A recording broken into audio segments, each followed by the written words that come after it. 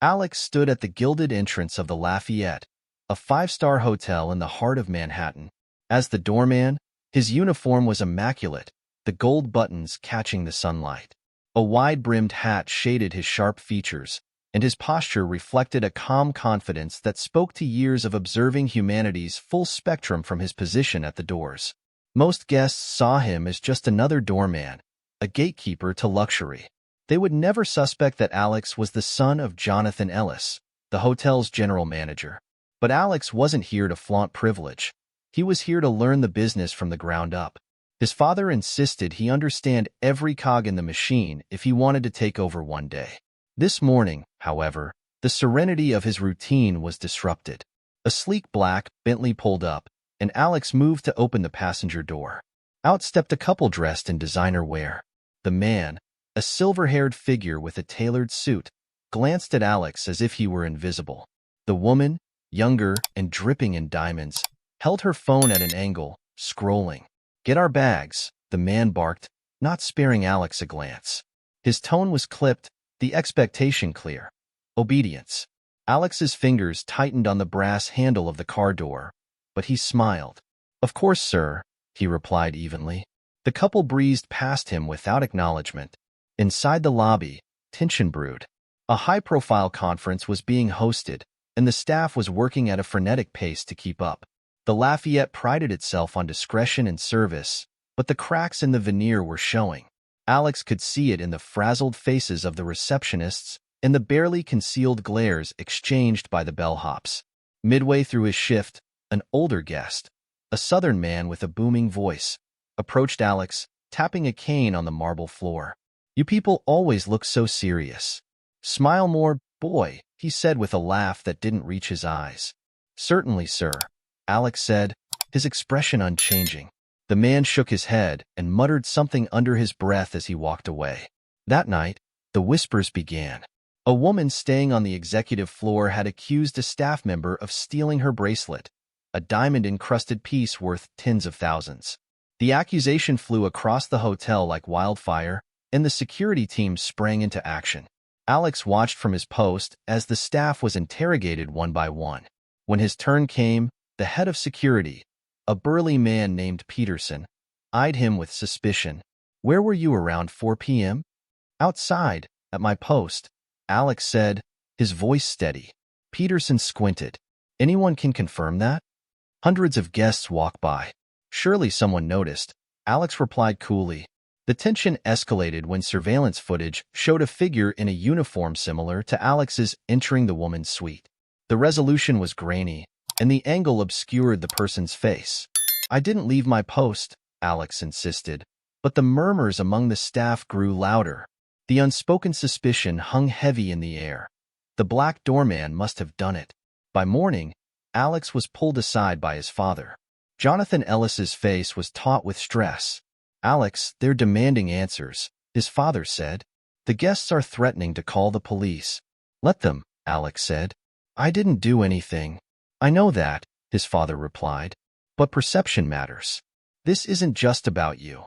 It's about the hotel's reputation." Alex stared at his father. "So what are you saying? You want me to take the fall?" "I'm saying we need to handle this delicately," Jonathan said, avoiding his son's gaze. The breaking point came later that day. Alex returned from a brief lunch break to find Peterson rifling through his locker. The man's rough hands tossed aside Alex's belongings like they were trash. "What the hell are you doing?" Alex demanded. Peterson looked up, unapologetic. "Just following orders. If you're innocent, you've got nothing to hide." Fury bubbled under Alex's calm exterior.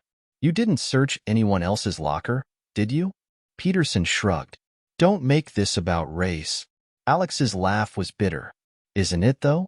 You had footage of a blurry figure in a uniform, and you came straight for me?" Before Peterson could reply, the assistant manager entered, holding the missing bracelet. "We found it," she said, her voice taut. "It was in the suite the whole time. Fell behind the nightstand." The staff's faces betrayed varying degrees of guilt and relief. But for Alex, the damage was done. He could feel the weight of humiliation pressing down on him, the judgment lingering even after his name was cleared. As he stepped back outside to resume his post, the Bentley from the previous day rolled up again. The silver-haired man exited, casting Alex a disdainful glance. "You still here?" "Yes, sir," Alex replied, his voice steady. "I'm always here." Alex stood by the gold-trimmed entrance of the Lafayette, watching the bustle of high-profile guests arrive for the evening's gala. His sharp eyes tracked every movement, ensuring the experience was seamless. Tonight was pivotal. The city's elite were here to network, strike deals, and bask in luxury. As Alex directed a chauffeur to the designated valet lane, a loud, aggressive voice broke through the polished ambience. "Hey, you there. Open the damn door." The voice belonged to Garrett, a large, red-faced man dressed in an ill-fitted designer suit that reeked of both sweat and whiskey. His puffed chest and swagger screamed entitlement, and his beady eyes locked on Alex like a predator sizing up prey. Alex remained professional, stepping forward with his usual calm. "Good evening, sir. I'll assist you shortly. We're currently attending to other guests." Garrett's mouth twisted into a sneer. "Oh, so the doorman thinks he can make me wait? Do you know who I am?" "I apologize for the inconvenience," Alex replied, his tone measured. "But there's a queue." Garrett took a step closer, invading Alex's space. "Listen, boy. You're here to open doors, not give orders. Now move." A chill ran through Alex, but he maintained his composure. "I assure you, sir, we'll accommodate you as soon as possible." The deliberate calm in Alex's voice only seemed to enrage Garrett further. He jabbed a finger into Alex's chest. "You think you're better than me? Standing there, pretending to be important? You're just a doorman. Know your place." Several guests paused mid-conversation, their curious gazes flicking between Garrett and Alex. Whispers rippled through the lobby, some expressions tinged with discomfort, others with smug amusement. Inside, Alex's stomach churned. He was no stranger to demeaning remarks, but this confrontation was escalating dangerously. Yet, his father's words echoed in his mind. "Perception matters. Always stay in control." "Sir," Alex said, his voice a shade firmer, "I need you to step aside." Garrett laughed, a harsh, guttural sound. "You need me to step aside? Oh, that's rich. You think you have the right to tell me what to do? You're just some token hire standing here for show. You wouldn't have this job if they didn't need to fill some diversity quota." Alex's jaw tightened, but he didn't bite back. Instead, he glanced at the security desk, subtly signaling Peterson, who stood near the concierge desk. Peterson's smirk betrayed no urgency. If anything, he seemed entertained, leaning casually against the counter as if watching a scene unfold. The guests shifted uneasily as Garrett's tirade continued. "You're pathetic," Garrett spat. "Playing dress-up, thinking you belong in a place like this. Go back to wherever you came from." Alex's pulse pounded in his ears. He caught sight of a young bellhop near the revolving doors, wide-eyed and frozen. Beyond him, the silver-haired man from earlier watched the exchange with a smug smile, his arms folded as though vindicated in some unspoken belief. Finally, Peterson sauntered over, his gait deliberate and unhurried. "What seems to be the problem here?" he asked, his tone almost bored. "This clown," Garrett snarled, pointing at Alex. "He's disrespectful, thinks he runs the place." Peterson's eyes flicked to Alex, unreadable. "Sir," he addressed Garrett, "perhaps we should handle this inside." Garrett wasn't having it. "No, I'm not going anywhere until this." His words trailed off into something inaudible, but the tone was unmistakably venomous. "Apologizes." Peterson's lips twitched, and for a brief moment, Alex thought he might finally step in to de-escalate. Instead, Peterson turned to Alex. "Well, apologize to the guest." Alex's stomach dropped. He opened his mouth, his instinct screaming against conceding to Garrett's hate-fueled rant. But Peterson's narrowed eyes sent a clear message. "Do it. Now." "I'm sorry if I caused any inconvenience, sir," Alex said, the words bitter on his tongue. Garrett grinned triumphantly. "That's more like it." The tension broke as Garrett brushed past Alex, shoving his shoulder deliberately on the way inside. "Get someone competent to handle my bags," he barked as he disappeared into the lobby. As soon as Garrett was gone, Alex turned to Peterson, his voice low. You should have stepped in earlier. Peterson's smirk returned. Relax. You handled it. Alex's fists clenched at his sides. It's not my job to take abuse.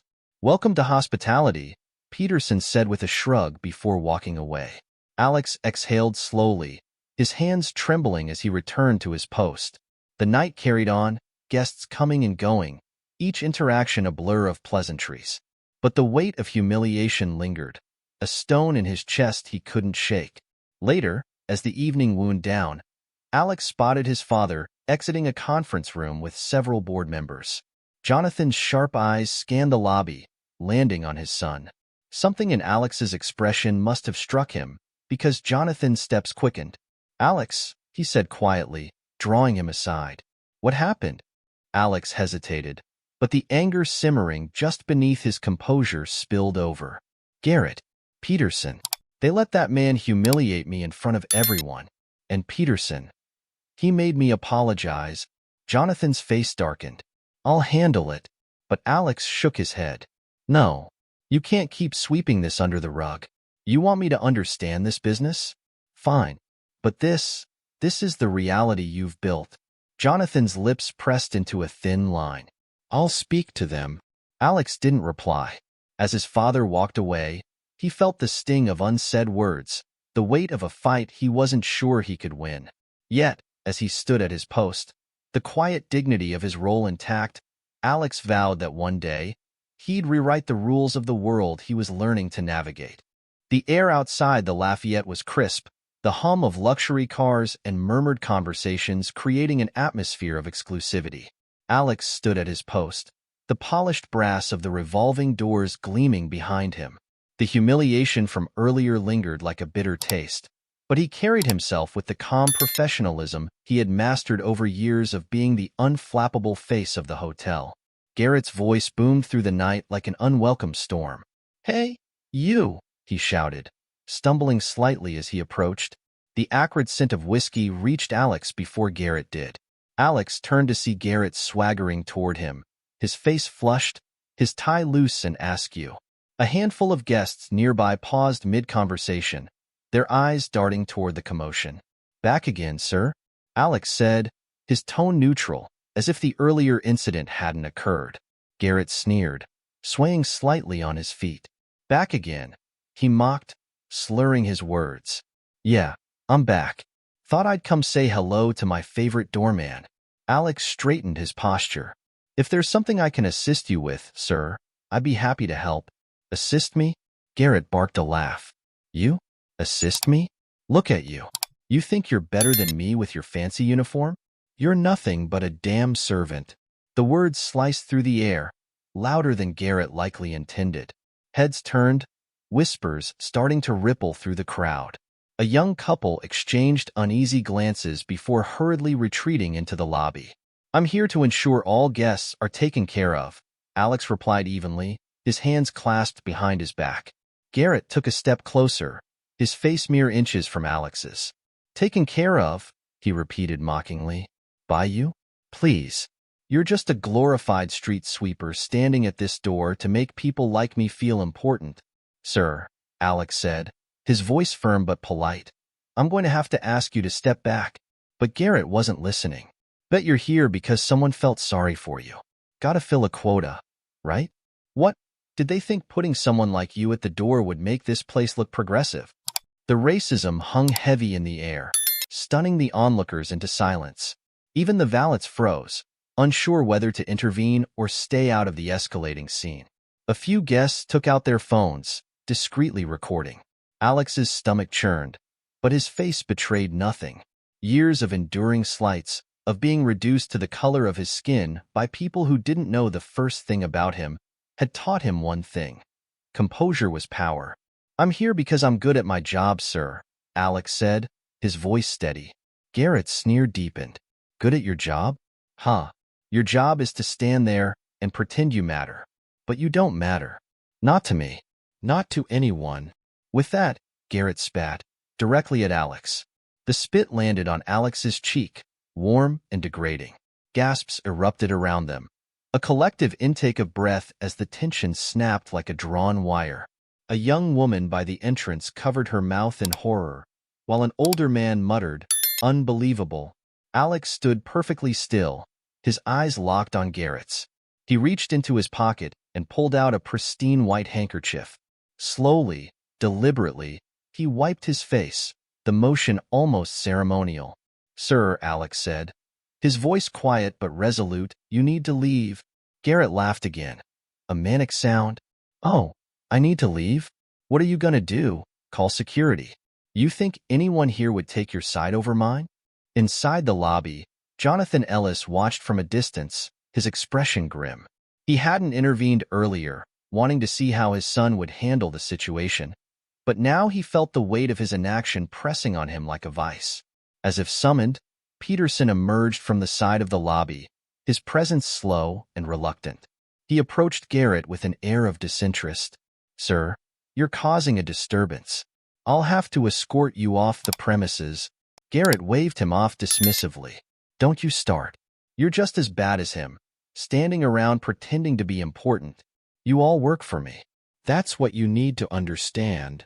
Peterson hesitated, his usual smug demeanor faltering under the weight of the moment. The crowd of onlookers grew larger, their murmurs louder. Some were outraged, others voyeuristically entertained by the spectacle. Alex stepped forward, his voice cutting through the noise. "Sir, you've made your point. This behavior won't be tolerated here. Leave now, or I will have to escalate this." Garrett's face twisted into a mask of rage. "You'll escalate it? You? Don't make me laugh." Before Garrett could continue, two burly security guards emerged from the hotel, summoned by a discreet call from the concierge desk. Their presence shifted the energy, the implicit authority in their stature silencing even Garrett's drunken bluster. "Sir," one of the guards said firmly, "this way." Garrett opened his mouth to argue, but faltered under the weight of their stares. He stumbled backward, muttering incoherently as the guards flanked him and began escorting him toward the street. As he was led away, Garrett turned one last time to Alex. "This isn't over. You hear me? People like you never win." Alex stood rooted in place, his expression unreadable, as Garrett disappeared into the night. The onlookers slowly dispersed, their murmurs fading. Jonathan approached Alex, his face lined with an emotion Alex couldn't quite place. "Are you all right?" he asked quietly. "I'm fine," Alex replied, though his voice betrayed a crack in the armor. Jonathan hesitated, then placed a hand on his son's shoulder. "You handled that better than most would." Alex didn't reply. As he returned to his post, his back straight and his gaze steady, he could still feel the stares, the lingering judgment, and the quiet admiration of those who had witnessed his resolve. The night moved on, but the weight of what had happened remained, pressing on Alex like a heavy coat he couldn't take off. Still, he stayed at his post, the calm anchor in a storm of humanity. The tension outside the Lafayette reached a boiling point as Garrett, red-faced and defiant, stood between the hotel's gleaming entrance and a security guard named James. James was a seasoned professional, known for his no-nonsense demeanor and the quiet authority he exuded in difficult situations. His broad shoulders and calm gaze made it clear he wasn't someone to trifle with. "Sir," James said firmly, stepping in front of Garrett, "I need you to leave the premises immediately." Garrett swayed slightly, his whiskey-fueled bravado undeterred. He sneered, his eyes narrowing as he looked James up and down. "And who the hell are you? Another lackey? What makes you think you can tell me what to do?" James didn't flinch. "I'm the head of security here, and you're disturbing our guests. If you don't leave voluntarily, I'll have no choice but to remove you." Garrett barked a laugh, the sound bitter and hollow. "Remove me? I'd like to see you try." The tension among the onlookers was palpable. A group of guests near the entrance whispered nervously, their eyes darting between Garrett and James. Others discreetly recorded the scene on their phones, the glow of their screens casting faint light on their stunned expressions. "Sir," James repeated, his voice colder now, "this is your last warning. You've already crossed several lines. Don't make this harder on yourself." Garrett turned his attention back to Alex, who stood silently by the door, his posture resolute. "Look at him," Garrett spat, "standing there like he's better than me, like he's untouchable. But let me tell you something, boy. You're nothing. You hear me? Nothing." James stepped between them, his presence a solid wall. "That's enough," he said sharply. "You're not speaking to him or anyone else like that again. Now leave." Garrett's drunken defiance faltered for a moment as he looked into James's unyielding eyes. But the alcohol and his deep-seated arrogance wouldn't let him back down completely. He squared his shoulders, his voice rising. "You think you scare me?" Garrett growled. "You're all just—" James didn't let him finish. "I don't care what you think. What matters is that you're done here. Now, you can walk out of here on your own, or I can escort you. Your choice." The crowd seemed to hold its collective breath. Even Garrett paused, weighing his options.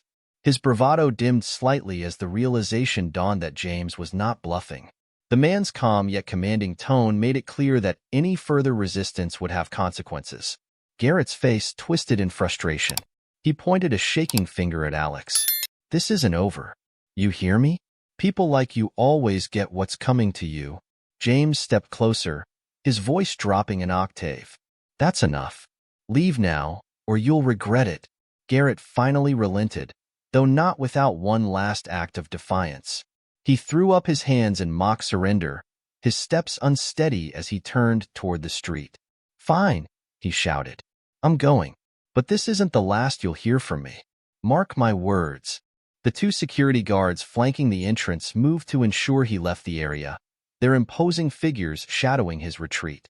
Garrett's muttered threats trailed off into the night as he stumbled away, his swagger diminished but not entirely gone.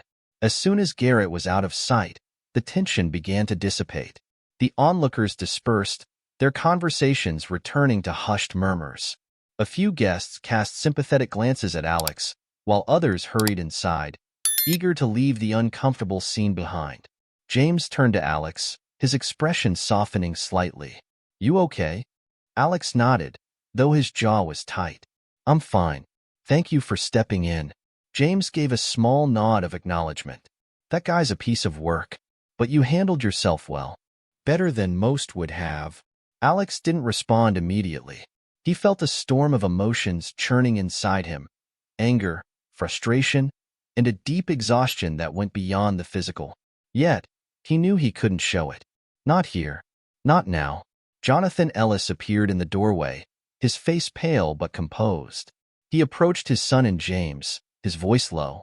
"I'll make sure this doesn't happen again," he said to Alex. "You've done enough for tonight." Alex looked at his father, his eyes searching for something. An apology, an acknowledgement of the impossible position he had been put in. But Jonathan's face gave nothing away, his expression that of a manager addressing a staff member rather than a father speaking to his son. "I'm staying," Alex said, his voice steady. "This is my job." Jonathan hesitated, then nodded, though there was a flicker of guilt in his eyes. He turned to James. "Thank you for your help. Make sure our guest doesn't return." James's jaw tightened. "Will do." As Jonathan walked away, Alex remained at his post, his back straight and his face calm. But inside, the humiliation and the weight of Garrett's words lingered. He glanced at James, who gave him a brief, understanding nod before returning to his duties. The night carried on, the flow of guests uninterrupted by the earlier chaos. But for Alex, the echo of Garrett's threats was a reminder of the battles he had fought before and the ones he knew he would face again. Still, he stood tall, the quiet anchor in a storm that only he seemed to weather. The gleaming lobby of the Lafayette was settling back into its usual rhythm when Charles Reed, the hotel's general manager and Alex's father, strode into the scene. He exuded authority in his tailored suit, every movement deliberate. His sharp eyes scanned the area, taking in the strained faces of staff, the hushed whispers of guests, and the unmistakable tension still hanging in the air. Charles had been alerted by James moments earlier and was now approaching his son with a composed exterior masking his internal turmoil. As he neared Alex, standing at his post with a rigid spine and a resolute expression, Charles noted the faint redness in his son's cheek, a subtle but glaring reminder of the degrading insult he had just endured. "Alex, Charles said firmly, his voice low but edged with concern. What happened here? Alex hesitated for a moment, glancing at James, who gave a small nod of encouragement. Finally, Alex met his father's gaze and said evenly, one of the guests, Garrett, he spat on me. Charles's eyes hardened instantly, his calm demeanor cracking as fury flashed across his face. He looked at James, his voice cold. Is that true? Yes, sir, James replied. He was belligerent, insulted Alex with racial slurs, and then spat on him before security intervened. Charles's jaw clenched, his nostrils flaring as he processed the words. For a moment, he simply stood there, his silence louder than any outburst. Then, in the periphery of his vision, he caught sight of Garrett lingering just outside the hotel's driveway, pacing in drunken defiance as though daring someone to confront him. Without hesitation, Charles stepped toward the door, his polished shoes echoing against the marble floor.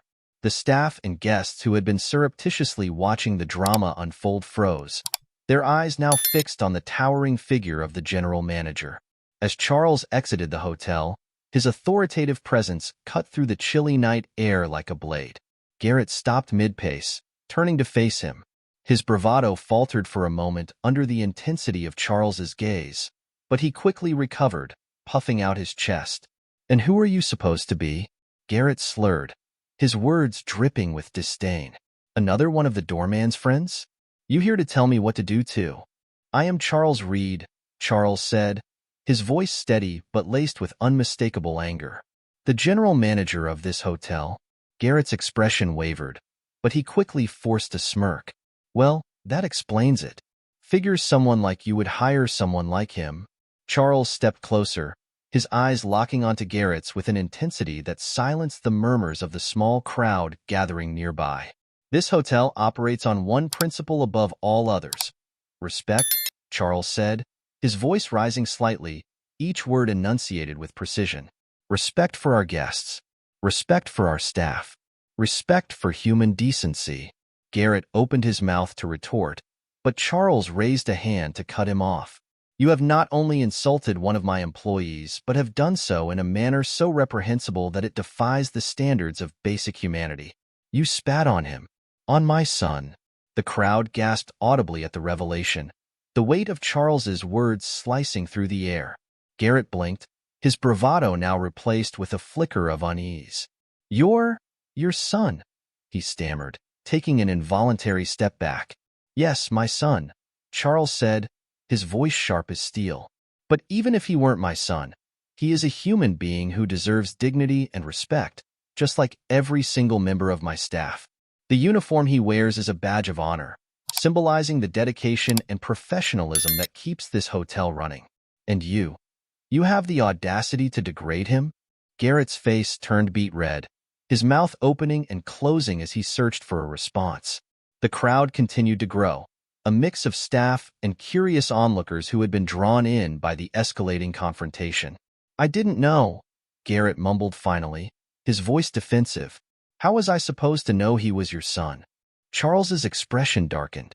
It shouldn't matter if he's my son. It shouldn't matter what his role is. What matters is that he is a person, one who showed you far more respect than you ever deserved tonight. Garrett attempted to muster some indignation, his voice rising.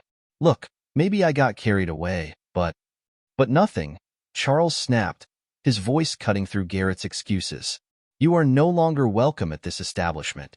Effective immediately, your reservation is terminated, and your name is blacklisted from the Lafayette and all its affiliates. You can't do that, Garrett shouted, his bluster returning as he straightened his posture.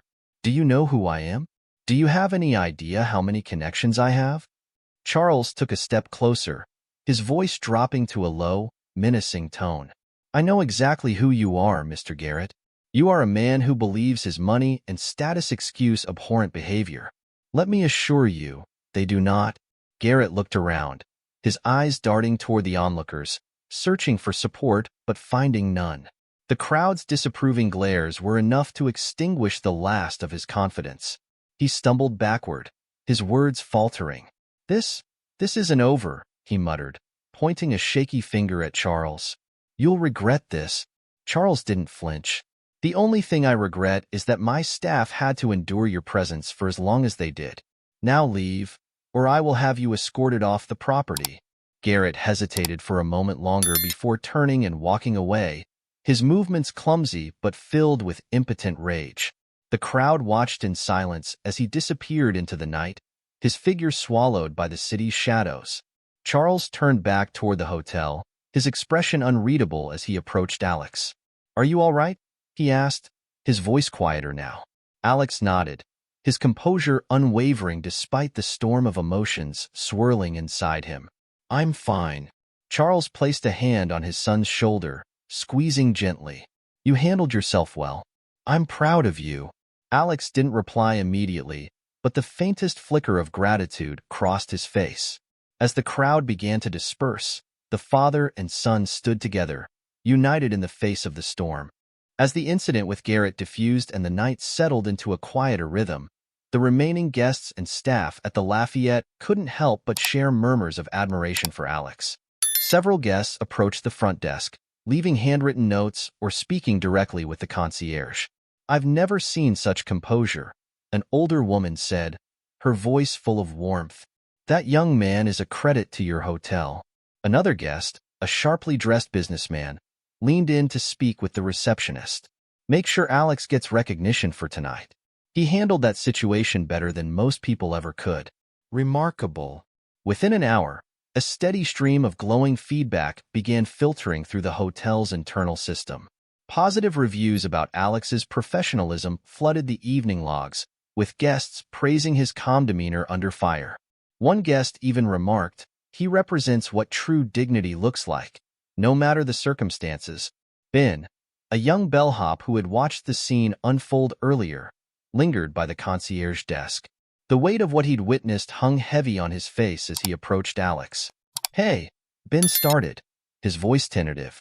I just wanted to say I don't know how you did it. The way you stayed calm when that guy," he hesitated, glancing around to make sure no one overheard, "when that guy spat on you. I don't think I could have kept my cool like that."